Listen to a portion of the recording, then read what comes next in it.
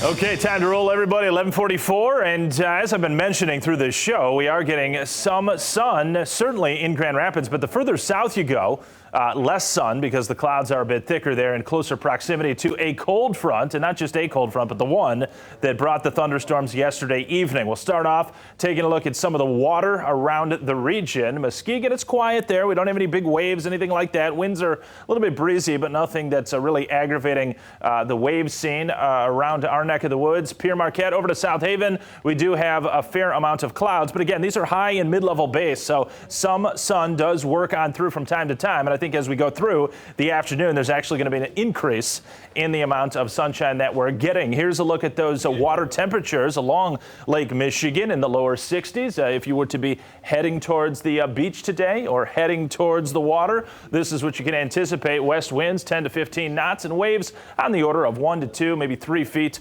as we go forward this afternoon. Grand Rapids Tower Cam, we've got a bit of filtered sun, and we're going to improve that direct sunlight as we go later this afternoon. I would suspect 2, 3 o'clock and beyond.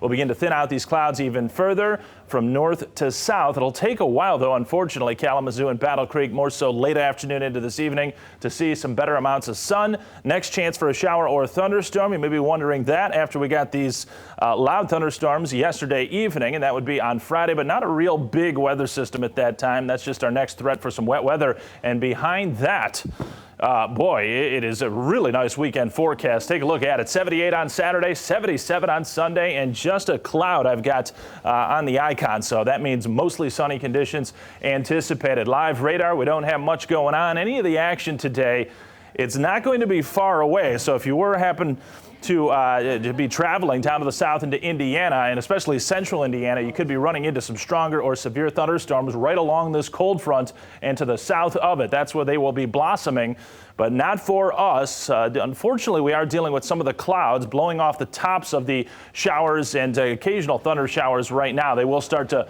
blow up a bit more later today, but the tops of those clouds heading to the northeast, and those are the ones that are impacting us and tending to filter and dim this sunshine. There's the corridor, though, of the potential for severe weather today. A lot of warm air over the central and eastern United States. The real hot territory was further northward yesterday. That has been suppressed southward as that cold front has come south over the past 24 hours. Readings right now in the lower 70s.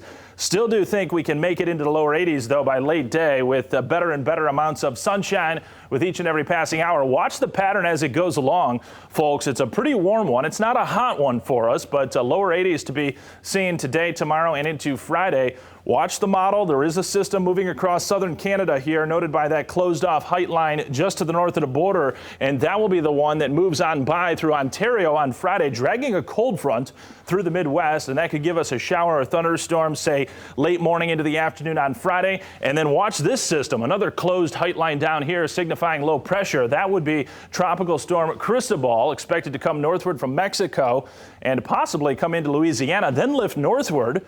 And you see all these height lines out to the west. That is showing you where a cold front will be moving across the central plains. That teams up potentially with Tropical Storm Cristobal. Of course, it'll weaken. It won't be a named system as it comes into, say, Arkansas and Missouri, but potentially that heads northward. The cold front guides it towards us, and we may get some wet weather because of that tropical moisture by, say, the middle of next week. But just off this 7-day chart, I think that would be by Wednesday. So we do peak in the upper 80s with some humidity on Tuesday. But if that system does give us some rain, Nicole and Mike, it would get cooler there, I think, later next week.